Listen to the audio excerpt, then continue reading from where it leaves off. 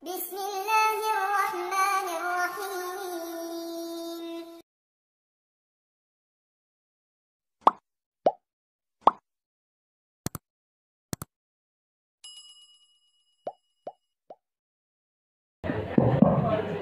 Bismillahirrahmanirrahim. Assalamualaikum warahmatullahi wabarakatuh.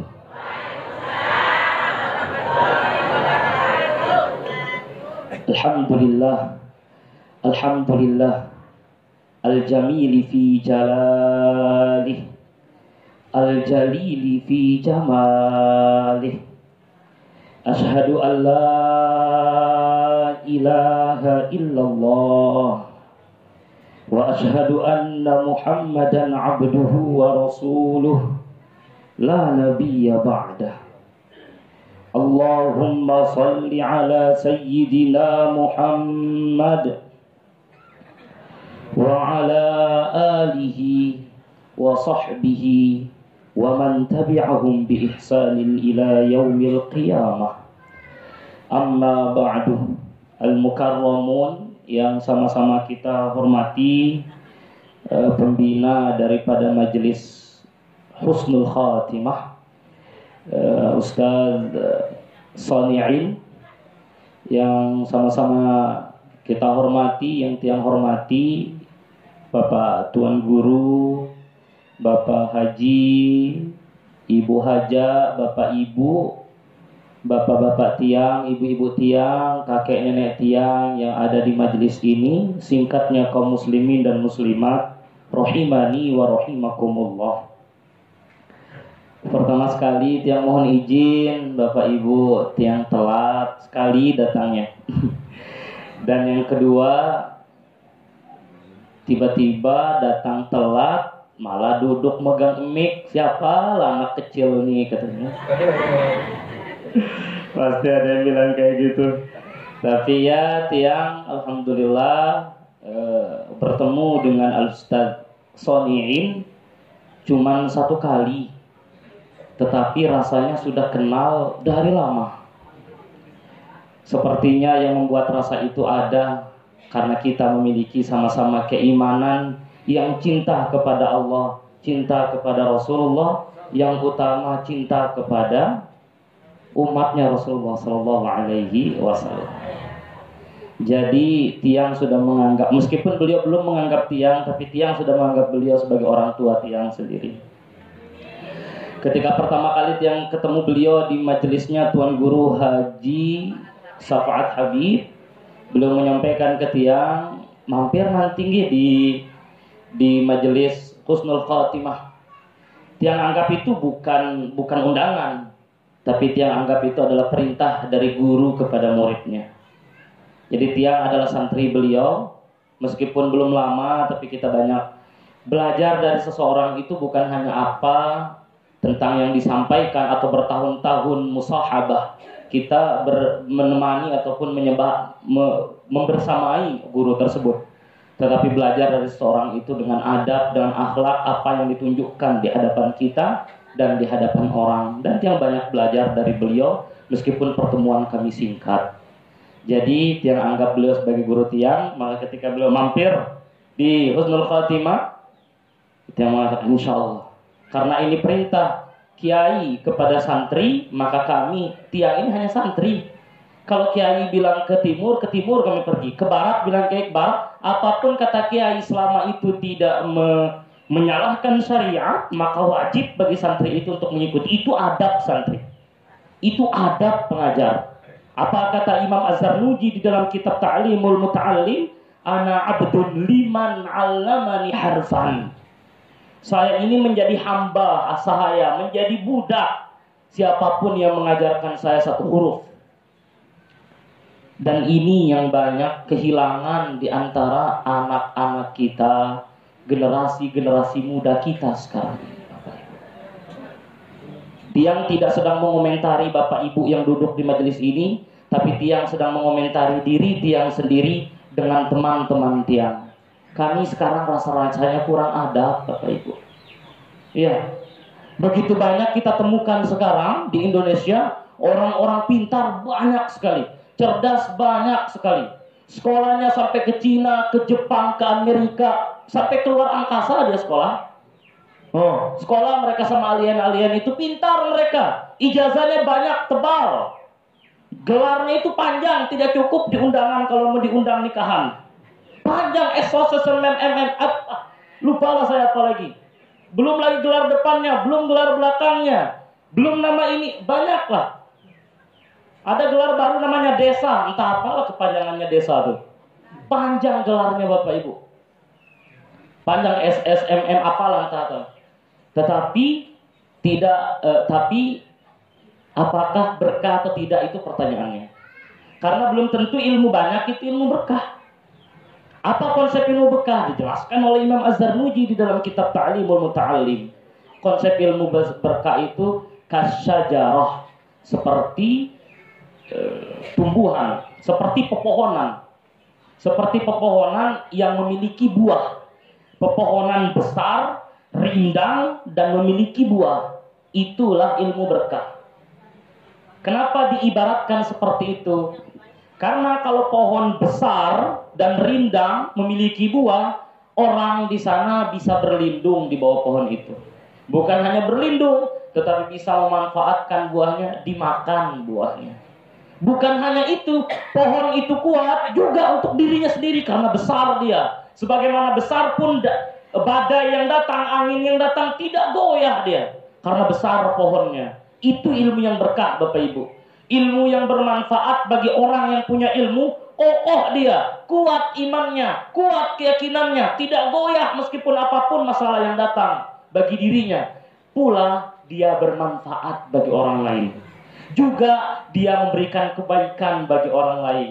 Juga dia mendatangkan kenikmatan dan kebahagiaan bagi orang lain. Bukan malah menyengsarakan. Begitu banyak orang yang pintar sekarang di Indonesia nih. Tapi minyak goreng makin mahal. Sengsara ibu-ibu di dapurnya. Dan lain sebagainya. Oh, Ustadz ini kritik, enggak kritik-kritik kita tiang cuma sedang mengkritik generasi tiang dan tiang sendiri. Karena kalau kita baca berita sekarang Ibu, banyak orang yang bilang Bapak-bapak, di tahun 2045 Indonesia ini akan dipenuhi oleh generasi muda daripada generasi tua. Generasi muda ini seperti dua mata pisau. Bisa jadi baik, yakni bonus bagi Indonesia, bisa jadi jelek, yaitu beban bagi Indonesia. Tergantung bagaimana generasi muda kita. Tapi saya yakin anak-anak maupun generasi muda, majelis ibu-ibu dan bapak-bapak majelis Husnul Khotimah ini semuanya baik-baik.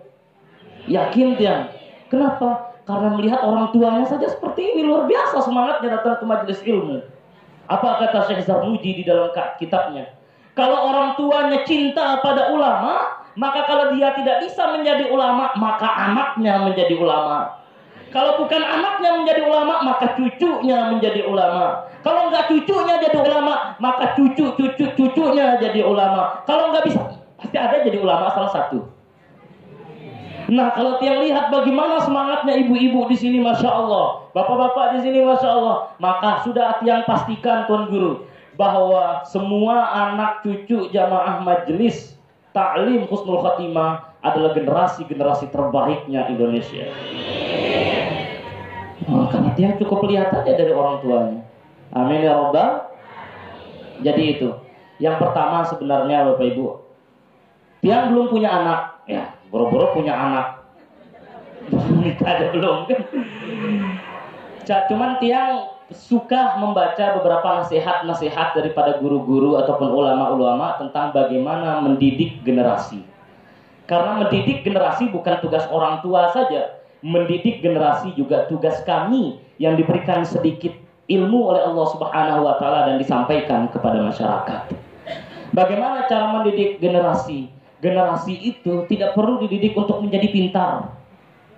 Karena pintar itu adalah pemberian dari Allah Subhanahu wa taala. Generasi itu cukup dididik untuk memiliki akhlak dan adab. Guru tiang Tiang dapat ini setelah 1 bulan Tiang di Mesir.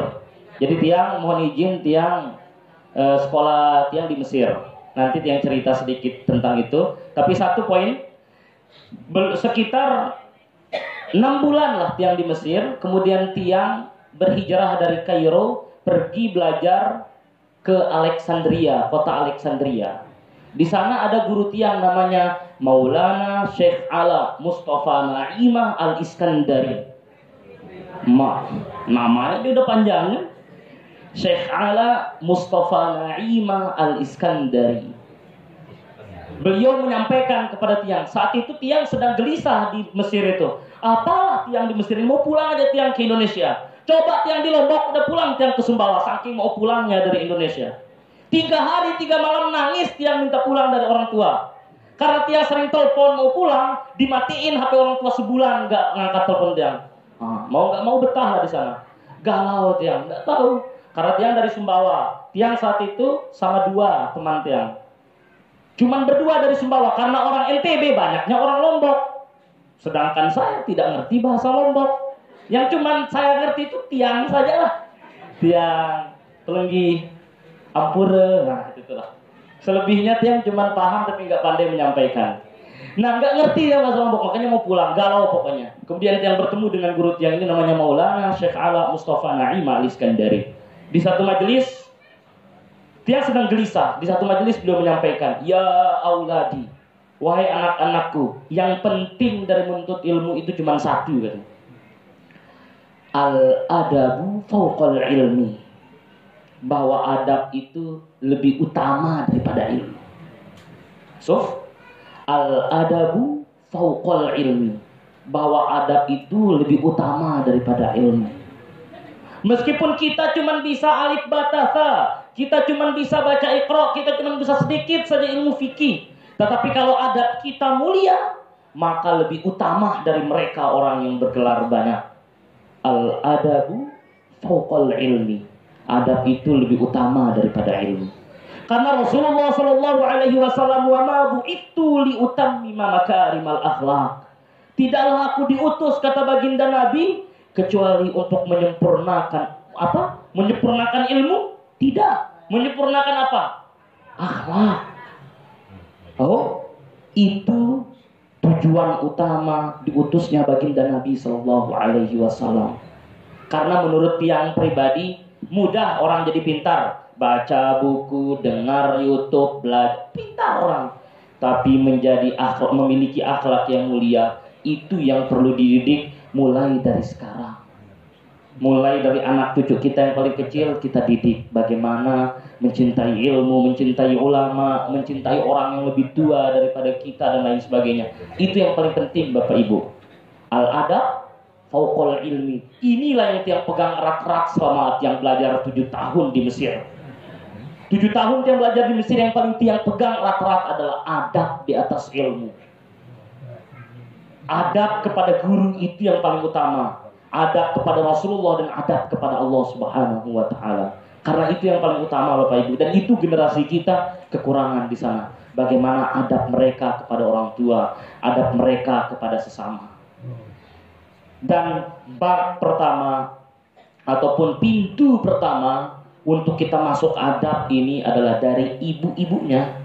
Kalau bapak-bapaknya jarang di rumah, pasti kerja dan lain sebagainya. Tapi yang paling pertama adalah berawal daripada ibu-ibunya. Ustadz singgung ibu-ibu aja, bapak-bapak nggak disinggung. Ntar dulu ibu-ibu dulu, satu-satu lah sing. Nah, ibu-ibunya.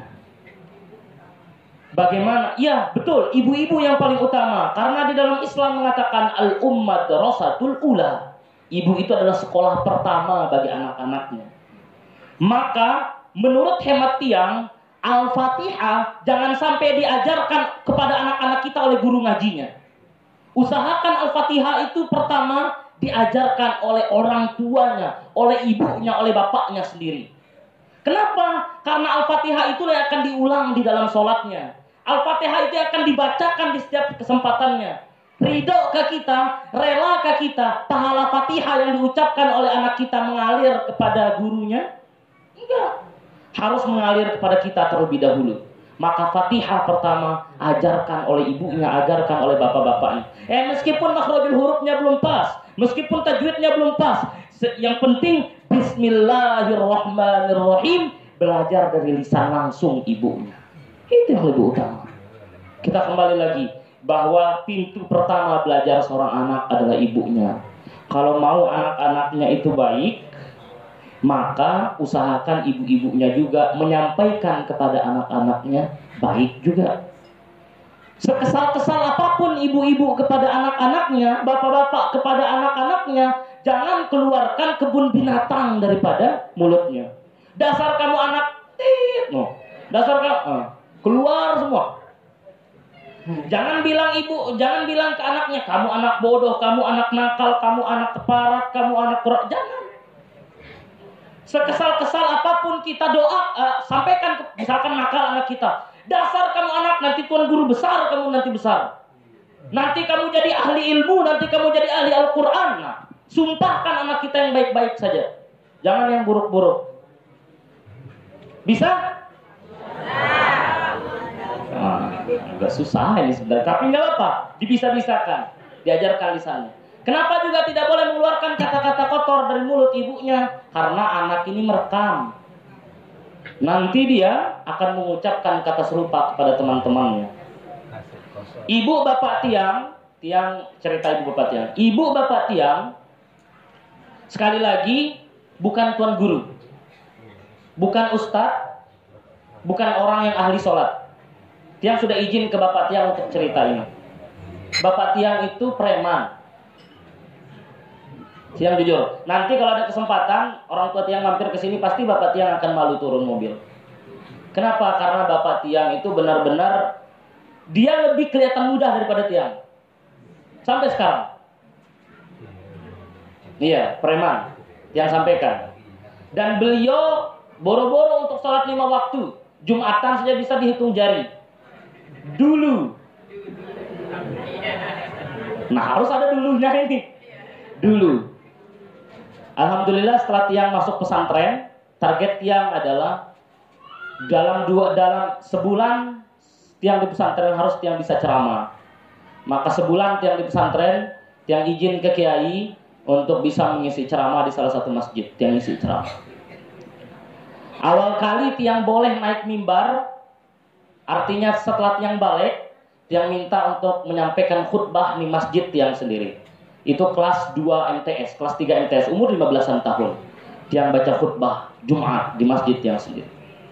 Bukan gunanya untuk menceramahkan orang, tetapi untuk menyampaikan kepada orang tua tiang bahwa tiang ini belajar agama. Awal mula nggak ada Jumatan, tapi lama-kelamaan, dan tiang nggak pernah ceramah, tidak pernah tidak pernah menegur ibu bapak tiang. Tidak pernah mengatakan ibu sholat, bapak sholat. Enggak. Haram, enggak pernah. Karena guru tiang mengatakan jangan pernah ceramahi ibu orang tua kalian. Kita kembali ke rumah, kita kembali menjadi anak, murni menjadi anak. Itu prinsip yang tiang diajarkan oleh oleh guru-guru tiang. Maka tiang enggak pernah ceramah kepada orang tua tiang. Tapi tiang mencontohkan langsung saja. Tiang kalau azan, tiang ke masjid. Ada bapak kadang di teras baca koran, baca buku, baca apa. Yang pergi aja belajar ke masjid. Lama-kelamaan Jumatan deh. Terus lama-kelamaan ikut dia sholat subuh biasanya. Terus alhamdulillah sekarang beliau telah membantu kampung kami. Kemarin kan gempa ya, ikut gempa juga Lombok. Jadi nggak sempat bangun masjid. Orang tua bapak tiang sendiri menjadi ketua pembangunan masjid. Dan alhamdulillah dalam 7 bulan kami bisa membangun masjid itu. Dalam 7 bulan alhamdulillah. Tiang bantu sambil tiang di Saudi saat itu. Tiang pergi tugas ke Saudi untuk mengurus jamaah umroh. Tiang bantu dari Saudi, bapak bantu dari Indonesia, kita bangun masjid. Alhamdulillah. Kemudian sekarang beliau juga alhamdulillah sholatnya. Bahkan beliau yang mengingatin tiang. Biasanya kalau sudah azan, masihlah di kamar dulu kan. Ayo lu sholat segera katanya. Oh, Masya Allah. Udah jadi ustadz sekarang aja. Alhamdulillah. Tapi penampilan masih sama, masih gaya banget. Tapi satu kunci yang orang tua tiang pelajari sampai sekarang, kalau mereka kelahi, ibu bapak tiang kelahi itu nggak pernah di depan tiang. Waktu masih tiang SD kecil itu, pasti kalau mau kelahi tiang diantarkan ke rumah nenek tiang, mereka kelahi. Baru setelah reda Tiang diambil. Karena beliau tidak pernah ingin anaknya mendengar kata-kata buruk dari lisannya. Bapak Tiang bukan hobi, tapi beberapa kali karena diajak oleh teman judi bola, judi apa. Tapi haram hukumnya bagi Bapak Tiang. Uang itu masuk ke dalam kantong untuk membiayai kami. Untuk membiayai kami tidak pernah. Uang haram itu tidak pernah beliau pakai untuk beli apapun bagi anak-anaknya. Pernah satu ketika Tiang sudah di Mesir kayaknya itu, karena teman-teman ajak judi bola beliau dapat. Tiang kehilangan, nggak ada HP Tiang karena rusak di Mesir. Beliau belilah HP itu dari uang judi itu untuk Tiang dia kirim ke Mesir. Tahu HP itu di tangan Tiang cuman 1 minggu hilang. Baru di situ beliau cerita panjang lebar bapaknya. Memang kamu itu nggak bisa. Kalian ini semua anak-anak saya itu tidak pernah satu kali pun menyentuh ataupun daging kalian itu ada uang haram katanya. Maka tidak cocok pasti. Bagaimanapun caranya. Maka beliau tidak marah ketika hilang. Memang itu sudah uang haram. Gak usah. Nanti kita cari lagi katanya. Artinya apa? Tiang tidak menganggap bahwa orang tua Tiang itu sempurna, hebat, tidak. Alhamdulillah. Tapi Tiang bersyukur dilahirkan oleh mereka. Karena mereka mengajarkan Tiang adab. Mereka mengajarkan Tiang bagaimana tidak berkata kotor. Mereka mengajarkan Tiang dasar-dasar daripada keislaman itu. Dan yang terpenting dari orang tua Tiang adalah mereka memang tidak sholat, tidak suka belajar, tetapi mereka cinta ulama. Siapapun yang ke kampung, yang mengisi, ustadz siapapun yang pergi ke kampung mengisi di masjid, tidak boleh keluar dari kampung sebelum makan masakan Ibu Tiang. Kebetulan memang Ibu Tiang itu masakannya enak banget. Iya, enak sekali gitu. Makanya saya pernah bilang ke Ibu, bangun restoran pasti nggak ada yang bisa mengalahkan. Saking enaknya masakan Ibu Tiang. Makanya beliau, siapapun ustadz yang datang ke kampung harus makan masakan Ibu Tiang. Cinta ulama seperti itu. Maka baru Tiang sadar kenapa Tiang sekarang cinta belajar ilmu agama ini. Tiang nggak pernah disuruh masuk pesantren, nggak ada suruh apa-apa. Tapi Tiang sendiri yang masuk pesantren. Oh ternyata karena orang tua Tiang cinta kepada ulama, akhirnya anak-anaknya didekatkan kepada ulama. Nah sedikit, Tiang cuma suka cerita, nggak ada ilmu di dalam kepala ini. Cuma ada cerita saja. Itu terkait bagaimana cara kita mendidik generasi kita. Itu yang utama ya. Al-adabu fauqal ilmi. Adab di atas. Nggak usah bilang ke anak kita, kamu harus jadi profesor, orang pintar, orang cerdas. Tidak. Pulang nanti ini bilang ke anak-anak kita, nah, santai saja belajar. Yang penting kamu memiliki adab dan akhlak. Ketika itu, maka ilmu akan diberikan oleh Allah Subhanahu wa Ta'ala. Jangan khawatir Bapak Ibu. Tiang bisa lulus dari Al-Azhar S1 4 tahun tanpa kendala. Bukan karena pintar otak ini, tidak. Tetapi setiap hari Tiang selalu minta doa kepada Ibu Tiang. Kalau Tiang mau masuk ujian, 1 jam sebelum masuk ujian, selalu Tiang kirim pesan kepada Bapak Tiang. Karena Ibu Tiang nggak pegang HP. Itu hebatnya Ibu Tiang. Ibu Tiang nggak main HP. Mau Tiang ajarkan, nggak mau dia belajar. Enggak lah katanya, nanti kalau saya belajar ini, nanti masaknya terkendala, nanti anak-anak nggak bisa saya urus, nggak usah saya pegang HP. Ibu Tiang nggak bisa. Bahkan Ibu Tiang nggak bisa bawa motor. Dia nggak mau belajar, dia nggak salah, nggak penting. Yang penting bisa tahu kabar dari Bapak cukup. Itu aja Ibu Tiang. Bahkan HP jadul itu nggak bisa dia pencet. Kalau ditelepon nih, nggak bisa diangkat coba. Berarti dia pencet, nah nggak bisa deh. Ibu Tiang tuh masih muda padahal tapi nggak mau belajar HP. Nah, Tiang sampaikan setiap ujian, kan Ibu, Bapak, romantis Tiang sampaikan ini. Ananda tergagah Ibu Bapak ini akan masuk ke ruangan ujian 1 jam lagi. Yang Tiang harapkan adalah ketika Tiang berada di ruang ujian, Ibu sedang berada di atas sejadah untuk mendoakan Tiang. Karena Tiang nggak bisa apa-apa. Bodoh nih otak nih, nggak ada isinya Bu. Tiang cuma mengharapkan doa daripada Ibu. Dan Masya Allah, Tiang amalkan terus menerus. Tiang tidak pernah tahu kenapa setiap Tiang menulis jawaban atau apa, tangan ini bergerak sendiri saja. Sendiri saja. Dan Alhamdulillah diberikan kesempatan oleh Allah Subhanahu wa Ta'ala lulus tepat waktu di Mesir. Dan Alhamdulillah Tiang sekarang sedang S2 di Mesir. S2-nya baru mulai tahun ini, karena tahun kemarin Tiang tidak ujian, karena Tiang ditugaskan oleh negara Indonesia untuk menjadi petugas jamaah haji. Kok bisa sampai sini Ustadz? Inilah alur ceritanya. Kenapa Tiang bisa sampai sini? Karena berawal dari situ. Tiang di Mesir sangat berteman dekat dengan Tuan Guru Haji Rapta Rizkan Faizi LC. Beliau adalah anak daripada Bapak Haji Suminggah. Tiang berteman dekat sama beliau, yang mana beliau adalah orang Renteng. Maaf. Orang sana lah, pokoknya orang sini dekat sama Bapak Ibu. Calon Tuan Guru kita juga yang sangat luar biasa. Tiang berteman dengan beliau, karena beliau orangnya soleh, maka Tiang bersyukur bisa berteman dengan beliau. Nah, Tiang berteman dengan beliau saat itu menjadi gubernur. Kok gubernur ya? Karena di Mesir itu kita seperti pemerintahan Indonesia. Ada presiden mahasiswa, ada gubernur mahasiswa. Kalau presiden mahasiswa untuk semua mahasiswa Indonesia. Kalau gubernur Indonesia untuk wilayah masing-masing. Nah, Tuan Guru Haji Rapta Rizkan Faizi ini merupakan gubernur mahasiswa NTB. Tiang diangkat menjadi wakil beliau. Maka kami berdua memiliki tugas untuk mengabdi bagi teman-teman mahasiswa yang ada di Mesir yang berasal dari NTB. Kalau ada yang sakit, kami pergi urus. Kalau ada yang melahirkan, kami tolong mengantarkan ke dokter untuk melahirkan. Bukan bidan kita, ya cuma tolong untuk mengantarkan. Pokoknya apa kendala teman-teman di sana kami tolong. Nah, hadiahnya adalah berhaji. Makanya kami tahun 2022 bersama Tuan Guru Haji Faizi menjadi petugas haji di Saudi, utusan Mesir. Tiang bertugas di Madinah, beliau bertugas di Jeddah. Nah, jadi kami, dan ketika hari Arafah, ketika kita berhaji, maka kita sama-sama berarafah, berhaji di Arafah, Musdalifah dan Mina selama 15 hari bersama beliau melaksanakan ibadah haji di sana. Kami alhamdulillah berteman dengan dekat.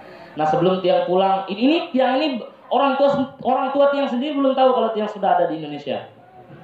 Tiang baru nyampe sekitar 5 hari yang lalu, dan Tiang dijemput oleh orang tuanya Ustadz Faizi. Kenapa Tiang nggak ngasih tahu? Karena kalau Tiang kasih tahu datang mereka ke Lombok, repot. Jangan dulu, kasihan. Nanti Tiang nggak. Dan 3 hari yang lalu Tiang ada tugas, ada kerjaan lah di Mataram, ada tamu dari Mesir. Jadi, nah makanya hari ini sebenarnya Tiang nggak bisa hadir pagi ini. Tiang sudah sampaikan ke Ustadz Soni'in bahwa Tiang tidak bisa hadir, mohon maaf gitu kan. Tapi mungkin karena ini perintah Kiai, ada aja caranya. Pokoknya hari ini semua pekerjaan itu dihandle sama teman Tiang yang ada di sana. Kemudian tadi pagi-pagi ada teman Tiang dari Sumbawa yang mau pulang ke Sumbawa. Tiang diturunin entah di Praya sebelah mana, diturunin di situ. Tiang telepon Bapak Haji Suminggah, Tiang pergi. Alhamdulillah, karena ini rezeki Tiang bisa duduk sama ibu-ibu, bapak-bapak di sini untuk minta berkah dari bapak dan ibu bapak, untuk minta berkah dari Ustadz Soni'in, dari bapak para tuan guru. Alhamdulillah Tiang bisa hadir bersama ibu-ibu di sini. Tiang mohon doa ya. Nama Tiang sekali lagi Rifki Ramdhani. Kalau Arabnya itu Rifki Ramadan, tapi kalau di Indonesia sering dipanggil Rifki Ramdhani. Kenapa Tiang ulang-ulang? Kenapa Tiang ulang terus-menerus? Supaya pelunggu-pelunggu ingat, nggih? Supaya setiap la tansani fi kulli sujudikum, jangan lupakan nama Tiang di setiap sujud Bapak Ibu. Ataupun ketika ibu-ibu jalan ke pasar, lihat orang-orang kecil kan mirip Ustadz Rifki. Nah, sampaikan Al-Fatihah kepada Ustadz Rifki. Nah, cukup. Tiang bersyukur alhamdulillah. Kapanpun ibu bapak ingat Tiang kirim Al-Fatihah, ibu bapak kirim Al-Fatihah kepada Tiang. Mohon didoakan semoga Tiang selamat. Tiang ini masih umur jagung, Tiang ini masih kecil. Maka mohon didoakan semoga dihindarkan dari maksiat, diistiqomahkan di dalam kebaikan, bisa terus belajar, bisa terus menimba ilmu lah sampai kapanpun itu. Itu saja doa yang Tiang minta daripada Bapak Ibu yang hadir pada saat ini. Bapak Ibu yang dirahmati dan dicintai oleh Allah Subhanahu wa taala, sebelum Tiang tutup karena kita sebentar lagi akan memasuki bulan Rabiul Awal, sekarang sekitar tanggal 29 Safar. Dan selalu Tiang sampaikan di akhir majelis ajakan untuk senantiasa meningkatkan rasa cinta kita kepada baginda Nabi sallallahu alaihi wasallam. Kenapa? Karena baginda Nabi sallallahu alaihi wasallam sangat mencintai umatnya.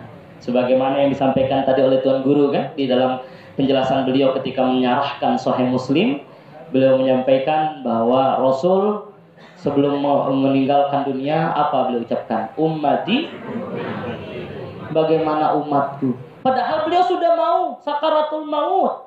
Udah mau sakaratul maut. Tapi yang diingat siapa? Ummati, ummati. Di riwayat lain disebutkan bukan ummati, tetapi lebih romantis lagi Rasul menyebut kita. Ahbabi, ahbabi. Kekasihku, kekasihku. Para sahabat bertanya, man ahbabuka ya Rasulullah? Alasna nahnu? Siapa kekasihmu ya Rasulullah? Bukankah kami kekasihmu ya Rasulullah? Kata para sahabat, protes sahabat. Apa kata Rasulullah SAW? La, antum ashabi. Kamu itu sahabatku. Lantas man ahbabuka? Siapa kekasihmu ya Rasulullah? Mereka yang datang di akhir zaman tidak pernah melihatku, tidak pernah mendengar suaraku, tidak pernah hidup bersamaku, tetapi mereka cinta kepadaku, mengikuti ajaranku, mengikuti Islam ini, mengikuti sunnahku. Dzalikum ahbabi. Mereka itu adalah kekasihku. Siapa mereka? Ya kita ini. Kita adalah kekasihnya Rasulullah SAW, dan Rasulullah mencintai kita. Maka tidak ada alasan kita untuk tidak cinta kepada Rasulullah sallallahu alaihi wasallam. Sallu ala nabi sallallahu alaihi wasallam. Sallu ala nabi sallallahu alaihi wasallam. Sedikit yang tutup berkaitan dengan anak. Rasulullah sallallahu alaihi wasallam sangat cinta anak kecil. Cinta anak kecil. Dan Rasulullah menghormati anak kecil. Pernah satu kisah, cucu beliau Sayyidina Hasan dan Husain. Hasan Husain, kenal? Sayyidina Husain, makam beliau ada di Mesir, di dekat Masjid Al-Azhar. Semoga Bapak Ibu direzekikan untuk bisa berziarah ke Mesir. Amin rabbal alamin. Nanti kita sama-sama dengan Ustadz Sani'in. Kita berangkat umroh semua sama-sama, kemudian kita ziarah ke Mesir sama-sama.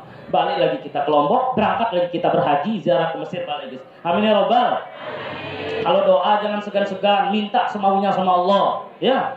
Jangan Allah, ya Allah cukuplah hari ini 10.000. Jangan, minta sebanyak-banyaknya ke Allah Subhanahu wa taala. Supaya kan gratis doa ini. Dan Allah suka kalau kita minta. Allah cinta kalau kita minta. Ya, jadi kita minta banyak-banyak. Sudah zuhur. Kita tutup ini. Oke. Sedikit. Ya Allah, emang saya kalau cerita itu suka banyak Bapak Ibu. Saya ini cuma pendongeng, bukan ustadz sebenarnya. Yang cocok sebagai pendongeng. Nah, jadi Rasulullah SAW ketika itu sholat. Kemudian cucu beliau, Sayyidina Hasan dan Sayyidina Husain, ketika Rasulullah sujud, naik ke atas punggungnya. Dijadikan Rasulullah sebagai tunggangan si Hasan Husain. Tahu kan ketika sujud, kemudian naik ke atas punggungnya. Beliau sedang memimpin imam sholat. Dan beliau tidak berdiri sampai Hasan dan Husain itu turun daripada punggungnya. Sahabatnya bilang, ya Rasulullah, apa yang terjadi? Kenapa kamu lama sujud? Karena kalau Rasulullah sujud pasti ada yang terjadi. Entah itu kalau ada musibah atau apa. Kenapa kamu lama sujud ya Rasulullah? Apa yang terjadi? Ceritakan kepada kami. Sabar ya sahabat, tidak ada yang terjadi. Saya lama sujud karena tadi di atas punggung saya itu ada Hasan dan Husain. Saya tidak mau kalau saya tiba-tiba berdiri mereka jatuh. Kemudian kesakitan katanya. Kalau mereka jatuh kemudian kesakitan, nanti tiba-tiba mereka takut melihat orang yang sholat. Masih kecil kan, anak kecil. Tiba-tiba jatuh takut. Orang sholat takut. Karena saya pernah trauma jatuh di punggung orang yang sholat. Itu yang tidak saya mau, kata Rasulullah SAW. Biarkan dulu mereka turun, barulah saya berdiri. Saking cintanya Rasulullah. Itu cara mendidik Rasulullah, mendidik anak kecil. Makanya di musola kita, masjid atau musola ini? Di musola kita, musola Miftahul Jannah, nama musola ini bagus namanya. Kita coba dari musola ini, meskipun musola kita kecil ini, tapi coba kita kampanyekan di musola ini, musola yang ramah dengan anak kecil. Musola ramah anak kecil. Biarkan mereka main-main di masjid daripada main-main di lapangan. Biarkan mereka main-main sambil kita ibu-ibu bapaknya sholat-sholat, daripada mereka main-main sama anak-anaknya di mall entah kemana melihat orang yang sholat. Jangan. Biarkan anak kita main-main di masjid. Karena ini Mesir, maaf Bapak Ibu, bukan tiang mau menyengajari. Di Mesir, anak-anaknya dilepas di masjid. Entah mau lari kemana, dilepas di masjid, nggak pernah ada yang larang. Dan tidak pernah ada satu syekh pun yang melototi anak kecil. Silakan buka majelis ta'lim di Mesir. Ada guru kami namanya Syekh Ali Jum'ah. Beliau sekarang itu adalah orang yang paling tinggi jabatannya di pemerintahan Mesir sambil menjadi ulama. Ketika ada anak kecil datang, meskipun beliau sedang berceramah, kalau ada anak kecil datang, beliau saling cium tangan anak kecil itu. Kemudian ditanya, kenapa? Ada apa? Mau permen katanya, dikasih permen. Dan tidak jarang kami melihat anak kecil, misalkan kami lagi pengajian, syekhnya duduk seperti ini, kemudian kami duduk di bawah. Anak kecil lari dari jauh sana, kemudian datang, naik ke pangkuan syekhnya, kemudian mencium keningnya syekhnya. Tidak marah. Kalau mau duduk di situ, kalau mau di depan situ enggak marah, enggak dimarahin. Kenapa? Karena anak kecil ini diajarkan untuk cinta kepada ulama, dekat kepada ilmu, dekat kepada masjid. Maka kita kampanyekan di majelis Husnul Khotimah, masjidnya, musolahnya, insya Allah menjadi masjid. Masjid Miftahul Jannah, jadi masjid besok ini. Masjid Miftahul Jannah ini insya Allah kita kampanyekan menjadi musola atau masjid rahmah dengan anak kecil ya. Kita nggak usah marahi anak-anak kita. Main-mainlah di sini. Ustadz tapi ribut. Ustadz tapi nanti kotor. Ustadz masjidnya ini kalau kotor kita yang bersihkan. Kalau ribut anak-anaknya kita yang diamkan. Jangan marah mereka. Kan tugas orang tua. Anak-anak tugasnya apa? Main. Itu tugas dia, dan Rasulullah tidak pernah mengganggu main-mainnya anak-anak. Itu adab yang diajarkan oleh Rasulullah SAW. Makanya cara belajar kita yang ingin yang sampaikan di akhir ini adalah cinta kepada Rasulullah SAW. Karena cinta kepada beliau adalah pintu untuk cinta kepada Allah. In kuntum tuhibbunallah fattabi'uni yuhibbukumullah. Apabila kamu mengaku cinta kepada Allah, maka cintailah Rasulullah, ikutilah Rasulullah SAW, maka kamu akan dicintai oleh Allah Subhanahu wa taala. Maka jangan lupa banyak-banyak bersolawat. Solawatnya seperti apa Ustadz? Boleh apapun. Boleh sallallahu alaihi wasallam, boleh. Sambil dilakukan boleh. Sallallahu ala Muhammad. Jelek suara saya, maaf. Ya, boleh sambil dilakukan. Boleh juga solawat yang pendek-pendek. Allahumma sholli ala sayyidina Muhammad. Lebih panjang sedikit Ustaz. Allahumma sholli ala sayyidina Muhammad wa ala ali sayyidina Muhammad. Salawat panjang lagi Ustaz, salawat Ibrahimiyah. Allahumma sholli ala sayyidina Muhammad wa ala ali sayyidina Muhammad. Kama Allahumma barik ala sayyidina Muhammad kama barakta ala sayyidina Ibrahim wa ala ali sayyidina Ibrahim wa barik ala sayyidina Muhammad wa ala ali sayyidina Muhammad. Ila akhirlah salawat Ibrahimiyah ya. Ada banyak versi. Jadi baca salawat. Yang penting salawat. Apapun yang kita bisa, bagaimanapun cara yang bisa kita mampu baca salawat ya. Salawat. Allahumma sholli alaihi. Itu bukti cinta kita kepada Rasulullah SAW. Sambil masak, ibu-ibu, Allahumma sholli. Coba bayangkan bapak-bapak, ibu-ibu masak sudah dengan resep cinta, ditambah lagi dengan salawat cintanya kepada baginda Nabi SAW. Meskipun asin masakan itu, kalau sudah diselawatin jadi enak deh. Iya, saya percaya itu. Karena orang Mesir seperti itu Bapak Ibu. Orang Mesir, nah kan bercerita lagi saya. Jangan dipancing ini, saya banyak soalnya suka cerita ini. Orang Mesir, kalau kita mau beli buah, sebelum kita coba mereka bilang shollu ala nabi. Saya kan penasaran ya. Kenapa sih harus bilang shollu ala nabi? Kenapa kita harus bersolawat kepada Rasulullah sebelum kita cicipi makanan ini? Apa kata orang Mesir? Rasulullah itu manis katanya. Maka kalau kamu bersolawat sebelum kamu makan buah-buahan ini, meskipun buah-buahan ini tidak enak, karena manisnya Rasulullah SAW akan membuat buah-buahan itu manis. Itu keyakinannya orang Mesir, sekuat itu. Maka inilah yang ingin yang sampaikan kepada kita semua. Alhamdulillah, Allahu Akbar, Allahu Akbar. Insya Allah mungkin demikian yang bisa yang sampaikan. Mohon maaf yang cuma bisa berbagi cerita, nggak ada ceramah, nggak ada apa, tidak seperti harapan Bapak Ibu sekalian, karena lagi-lagi Tiang cumanlah murid daripada santri daripada Ustadz Soni'in.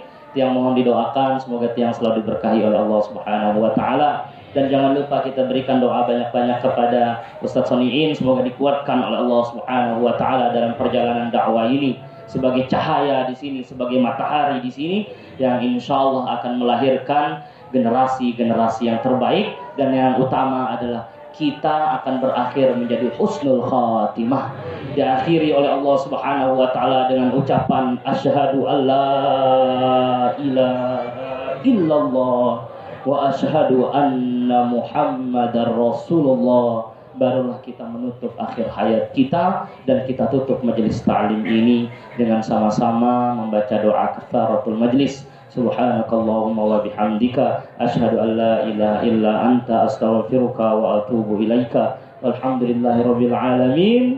Yang mohon maaf banyak kata-kata salah, yang mohon maaf sama sekali yang tidak ada mau menggurui, ya, tidak mau menggurui, cuma berbagi cerita saja. Yang mohon maaf sebanyak-banyaknya, terima kasih atas antusiasnya, terima kasih atas segala doanya. Akhirul kalam, assalamualaikum warahmatullahi wabarakatuh.